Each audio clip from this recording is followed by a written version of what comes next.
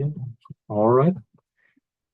Good evening, everybody. Thank you so much for joining us tonight to discuss the upcoming pond dredging project at Park Road Park. A brief history, and we'll get into a little more detail here in a few minutes, but 5 or 6 years ago, we noticed a decrease in the water quality in the ponds, particularly during the summer months in ponds across our county parks. 2 years ago, Park and Recreation conducted a study on 2 of the parks that were the most problematic. And that's the one here at Park Road Park and the one at Freedom Park. The conclusions of the study were that built up sediment, nutrients, and organic material were contributing to the poor water quality in both of those ponds. Last year, Park and Recreation received capital improvement funding to address the issue at these 2 ponds. So tonight we'll be talking about Park Road Park. That's the project that we're going to complete first. And then at some point next year, we'll have a completely different kind of community engagement process once we get closer to working on the pond at Freedom Park. Next slide, please. So I wanted to go through a few of the features for the virtual meeting tonight. We ask that everyone stays muted throughout the presentation. You'll notice the microphone button on the bottom left of your screen. Just make sure that the red slash is through that and you're muted. We will have an opportunity to ask questions at the end of the presentation, either by muting or using the chat feature. Once we get to that Q&A section, if you do want to unmute and ask a question, we ask that you go down to the reactions tab on the bottom of your screen. You push that, and then you can push the raise hand button. And you'll move to the front of the line from all the faces that I see here. If you have questions or comments during the presentation, please use the chat function. You just push the chat button on the bottom of your screen to activate that box, and that box will show. So let's test the chat feature very quickly. So if you would, just please type your first name, your zip code, and your favorite amenity at or near Park Road Park, because we may get a few Greenway fans here, I'm guessing, since we're very close to Little Sugar Creek Greenway.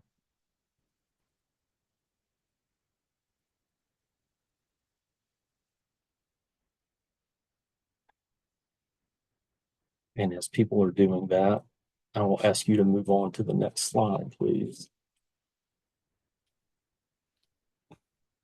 All righty, so joining me this afternoon are our project team for the project here at Park Road Park. Gina Straga is the county's project manager. She's with Mecklenburg County Asset and Facilities Management. Kevin Brickman is a senior planner here at Park and Recreation. And then our consultant team is LJB Engineering. And we're going to hear from Neil Banerjee and Amy Black in just a few minutes. Behind the scenes tonight, we've got Darnika Waters and Katie Lloyd with Mecklenburg County Park and Recreation. And we're also joined by Peter Cook, Deputy Director for Park and Recreation, and Greg Plimmer, who is our Park Operations Division Director here at Park and Rec. So in just a minute, our project team will provide some background on the pond at Park Road Park, share some details on why we are completing the project and why we're doing it now. You're going to walk us through details and methods for the project and share the project schedule and some things that you can expect during the project. Once we finish the formal presentation, we'll move into some Q&A and everything. So with that, I'm going to turn things over to Neil to move us forward. Thank you, Bert, and good afternoon, good evening, everyone. Again, my name was Neil Banerjee with LJB Engineering, and I'll be keeping a brief background and overview of the park and the pond and some of the things leading up, probably just adding to what Bert said, and then I'll hand it over to my coworker, Amy Black, who will get into some of the project specifics. So for those of you that are newer to the area or don't know Park Road, it was built in 1971, but both the park and the pond was part of the essential amenity. As you can imagine, it's one of the most heavily used parks in the county system. So in the pond itself, you can see the slide has some metrics. It's about a 6.7 acre surface area. It's a very shallow pond, particularly in the eastern side, where it's only a couple feet deep, and then down towards the dam, it's a bit deeper, as much as about 20 feet near the dam. So the dam itself is about 370 feet long, so that's where the road goes along the backside of it. 25-foot high earthen dam. And so the state classifies this and many other dams. And so this is currently classified as a low hazard dam by dam safety. So if it were to fail, that just means there's a lower risk of loss of life and property. The way the water travels through the pond is it comes from the east through a stream, and then there's a culvert under Park Road Park. That's where most of the water comes. And then it leaves the pond. You may have seen sort of a structure kind of in the middle part of the deeper end of the pond. So much of the water goes out that through a pipe through the dam or the spillway. Here's just a few historic photos. So back from 1951, this was before the pond was built. You can see the stream kind of travels to the center. 1978, this is a few years after the pond was built. And you can see much of not only the pond and the park, but much of the watershed, which I'll get into here in a minute, was built in the 70s and 80s. So it's what we would call a mature urbanized watershed. And this is what it looks like today, just for context. Again, the dam is on the backside. Most of the water is coming through here, and you can see Park Road there. Here's a graphic that kind of shows the depths with the purples and darker colors in the deeper end. So you can see a lot of it's kind of a tale of two halves. The upper, where the eastern half is very shallow. And if you go out there today, you'll probably see little islands, some of them growing vegetation, and then down towards the dam and the spillway is the deeper parts. So anytime we do a project like this, we have to be not only concerned with the pond itself, but the water draining to it. So that's what we call the drainage area or the watershed. So the amount of water that drains to the park, the pond is about 470 acres, and extends all the way up towards South Park Mall near the intersection of Fairview and Sharon Road. So as you can imagine, there's a lot of urbanized, developed, largely residential office parks. So all the water, all the rainwater that falls up in that area eventually drains down and ends up in the pond. As I mentioned, most of the water comes through that there's a natural stream on the east side of Park Road that comes through. And the way the water leaves the pond, once it goes out to the west, there's a small tributary, and that enters Little Sugar Creek. So if you're familiar with the Greenway, you can see it just upstream of the Archdale Drive. Here's kind of a graphical picture of the watershed. It's the yellowish outline. So that's pretty much anything within that polygon area drains to the pond. So some of the history, as Bert had mentioned, the pond has a history of sedimentation and shallowness. And the reason why that's concerned, as he mentioned, is that it creates an unhealthy aquatic habitat. It promotes like blue-green algae growth. So that it's not a good thing. For those of you that may have been around about 10 years ago or 10, 15 years ago, there was another project completed, but the focus of that one was there was actually a failing outlet structure of that riser barrel, and there's a failing the flume on the backside of the dam. So that's also the same time there were some improvements that were made to the greenway or to the walking trails, as well as some other park amenities. I happened to work on that project 10, 15 years ago. So here's a few pictures. You can see it here on the left. So this is going to be opposite of what we're doing with this project. Is they'd kind of dammed up the lower half so they could repair this. This is the riser barrel with, it looks similar to what it looks like now. Most of that is underwater, and the upper half was not touched as much. So why we're here is Bert mentioned, the pond continues to experience the sedimentation, and the filling in is evident by these kind of islands that are in the upper half. So it creates suboptimal, not only depths, but volumes, and exacerbates the algae growth that you've probably seen, and just results in a less than adequate function. As Bert mentioned, there was a study done a couple of years ago that kind of quantified some of the amount of sediment. One of the terms that was used was hypereutrophic, which means excessive nutrients, which promotes and leads to some of the algae growth. And they had identified as much as maybe 14,500 cubic yards. So 9 acre feet. What that means is if you had a 1 acre area, it would be 9 feet tall. So that's a lot of sediment in the pond that's not supposed to be there. Here's just so as part of this project, Amy will get into the details here in a minute, but we did a detailed survey of the pond bottom and updated sediment depth. So here's a picture and some information from the survey that was done just earlier this year. And with that, I'm going to hand it over to my colleague, Amy. Hey, good evening. I'll take over. I'll try to share a little bit of the details of the project and what you can expect.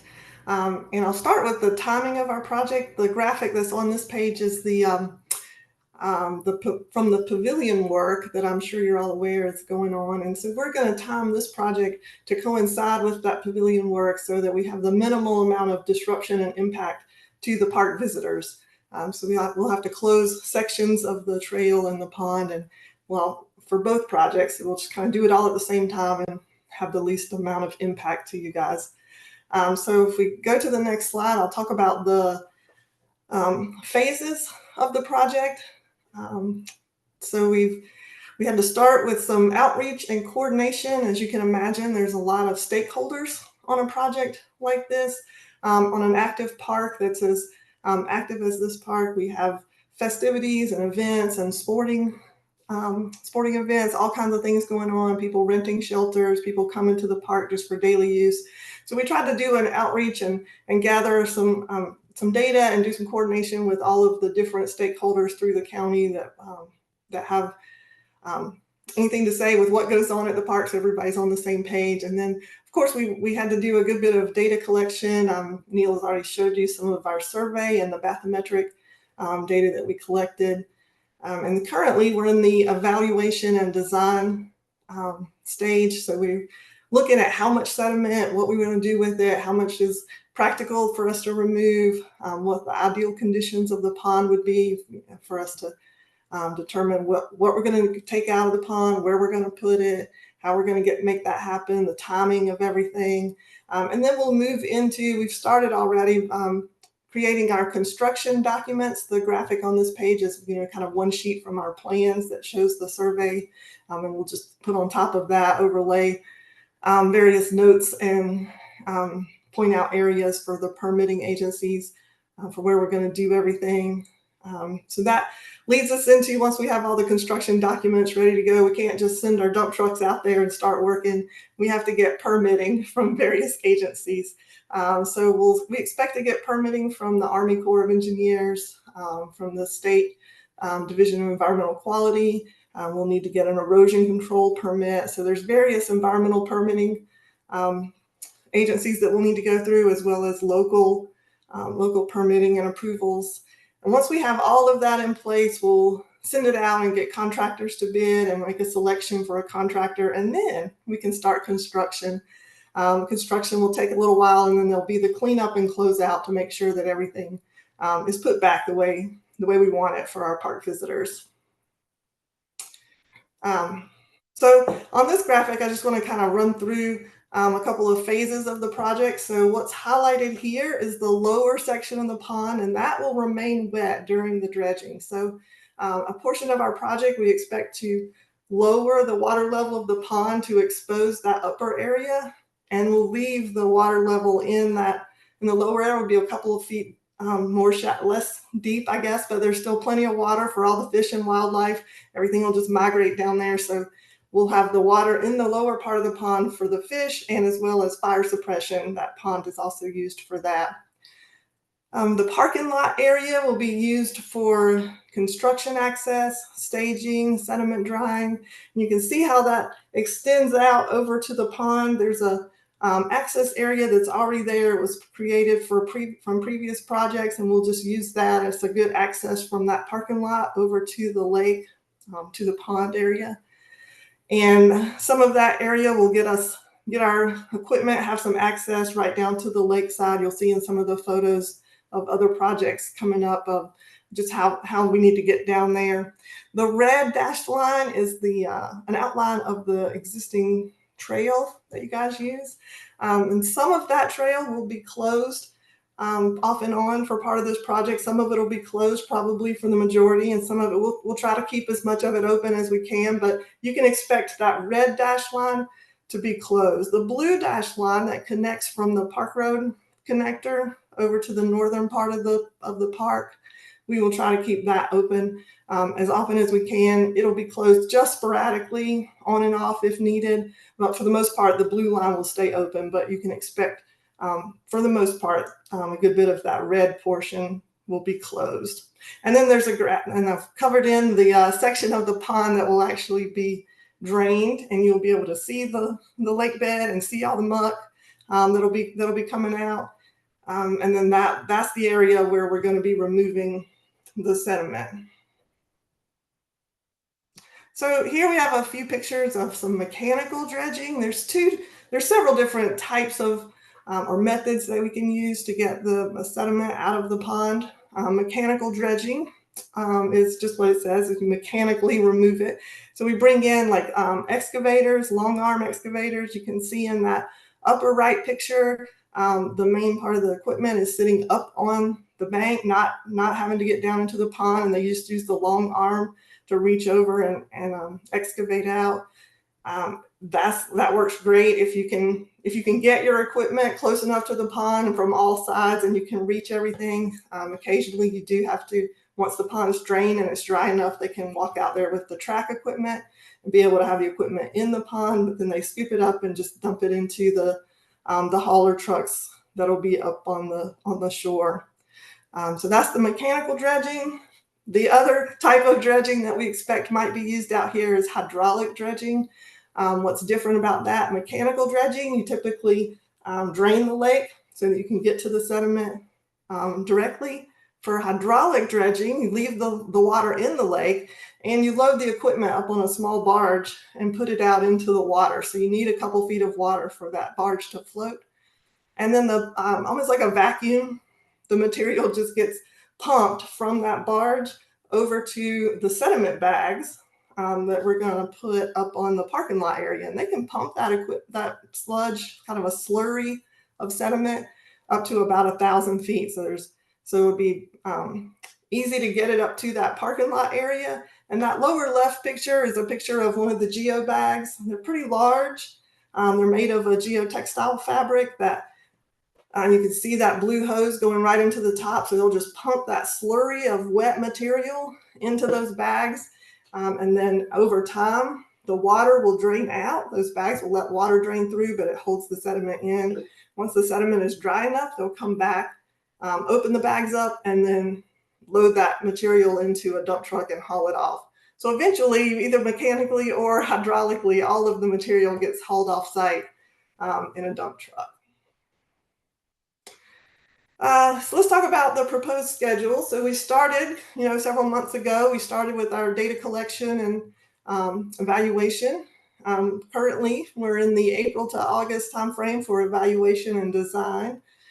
We expect by August that we'll have documents ready to go out for permitting. So we'll send those out for permitting, and that takes weeks and maybe even months to get back. But we fully expect by the end of September that we'll have all the permits and approvals, design plans, technical specifications, everything ready to go out to bid. And in September and October, we'll do the bidding and contract award. That takes a little bit of time to get a contractor on board. And then we expect to start work in November. We think this project will take about 6 to 8 months. So from November of this year to June of next year for construction. That will coincide with the pavilion project that's expected to be completed sometime around next July. So let's talk about what you can expect while we're under construction. Well, first of all, you'll be seeing construction equipment in and out. You'll be seeing partial trail and pond closure. And you'll see periods of activity as well as periods of waiting. So that 6 to 8 months, you won't see activity every day or even every week. You'll see a lot of activity for days at a time. And then you'll see waiting periods where we've piled up the sediment and we're going to give it some time to dry, or we've pumped it to those bags and then we're going to go away and wait for it to dry. So you'll just kind of see off and on activity during that time frame. And I did want to point out that the potential for odors, as you might expect, if we've got this sediment, maybe organic debris, sticks, whatever, kind of buried under all of that sediment, and it's been there for a long time. It's started to decay, and now we're going to churn it up. So you can expect there's going to be a little bit of odor. Hopefully we'll get some breezy days that'll dissipate those odors, and it won't be quite so bad. Also, the fact that we're working in the cooler months will probably help that. But so I just want you to be aware, if you're out there and you smell something, you don't have to worry. You don't have to wonder what it is. That's what it's coming from, and it'll dissipate, as quickly, we hope. And then following construction, we hope to see a healthier and a more functional pond. But I did want to point out, we're not really doing any changes or modifications to any part of the pond infrastructure. So once we fill it back in, it'll have the same water level. It'll look the same. It'll just have deeper water. It'll be healthier and more functional. So with that, I'm going to turn it back over to Bert to talk about how you can find out more information as the project goes on. Yeah, absolutely. Thank you so much, Amy and Neil. I wanted to make sure that we included contact information here for our project team. So we've got Gina and Kevin's contact information. We will post the video to our meeting and our presentation tonight, and then post updates on our public input page. So you'll see the link below, publicinput.com/pond dredging, and we'll put that link in the chat. Thank you, Katie. So that concludes the formal part of our presentation tonight. And I see that we've already gotten a few questions in the chat, so we'll kind of start with those. And then if anybody would prefer to unmute and ask their question, then you can go ahead and start to raise your hand over the next few minutes or so. So the first question that we had is, where is the sediment originating, and how can we ensure that it doesn't continue to happen? So I would say that it's probably a combination of sediment that comes from the actual stream bed upstream during major flood events. You may have some sediment that gets kicked up and carried downstream, and then when it comes to through the culvert and to the pond, it slows down. And usually when that water slows down, you get a bit of you get that sediment release kind of within that area. I will say, as the years go by, we have more and more stringent requirements when it comes to sediment and erosion control protection. And so if we have any future development kind of upstream of the pond, we anticipate that would be kind of reduced. Neil or Amy or Gina, I don't know if you have anything else that you would want to add to that. Yeah, I can add. Yeah, exactly. Probably a lot of the sediment has been there for a while and is largely from the stream bank erosion. One of the points of showing the watershed is developed. So unlike, if there was a lot of undeveloped areas in the watershed and were being developed with new construction, that even with the controls, there's more risk of sedimentation. So I think there'll be less risk of future or at least as much excessive future sedimentation. One thing we have been looking at or evaluating is the potential, what they call a forebay, where it's a kind of a contained area that you would purposely trap the sediments. But in reality, the lake is already, the way it's shaped, that upper half already kind of is functioning a bit like that. But yeah, I'd say probably the main thing to add is just, with it being largely a developed, mature watershed, there's less potential for future significant sedimentation. Thank you, Neil. How far will the odor carry? And I don't know that I know the answer to that question. I think, and I don't know the answer right off the top of my head, but yeah. Amy had mentioned there's the two methods, mechanical and the hydraulic. So the mechanical, where you dig it up with the track hoe and then you put it where it's open, there may be more potential for some odor in that. I think just talking with colleagues, when it's being pumped into the bags, it sounds like that mitigates some of the odor. So, we expect that there will be certainly some odor, but we're not expecting this will be.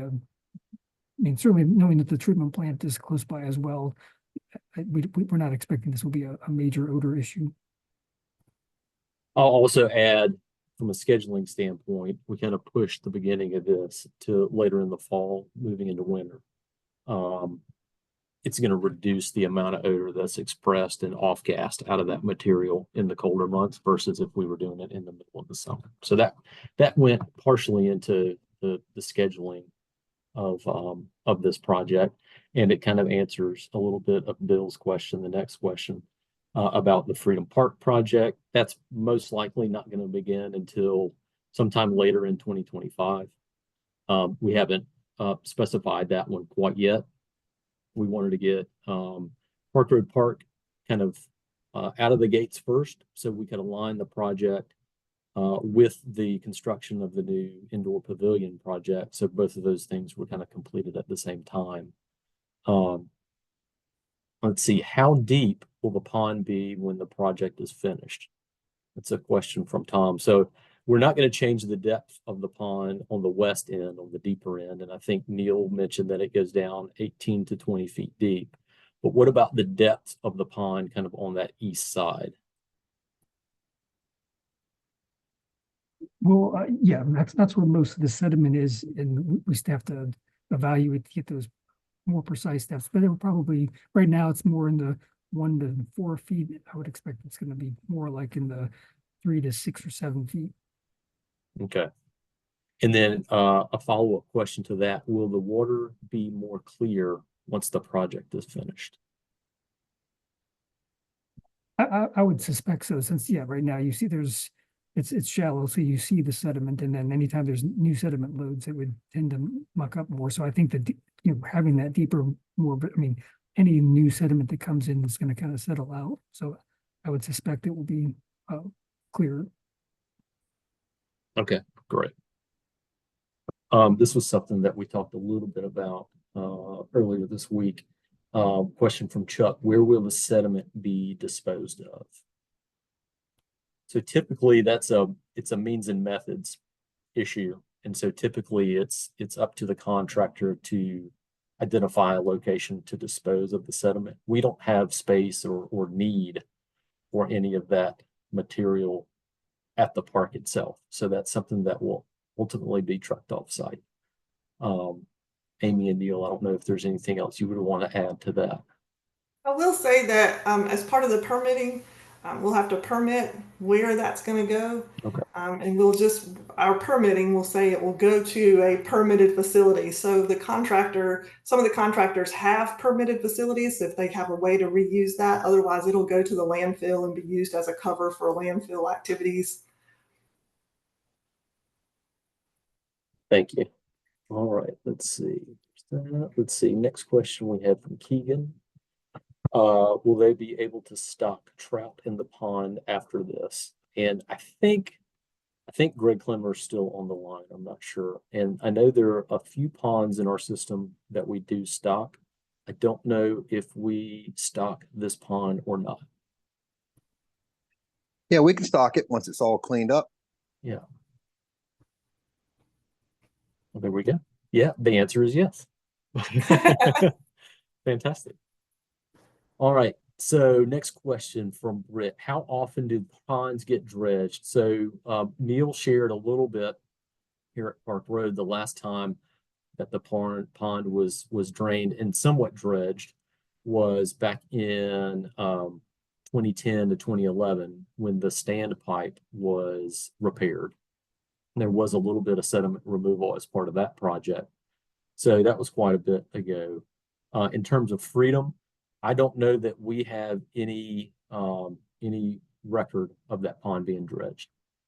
Will people still be able to fish at the park here at Park Road?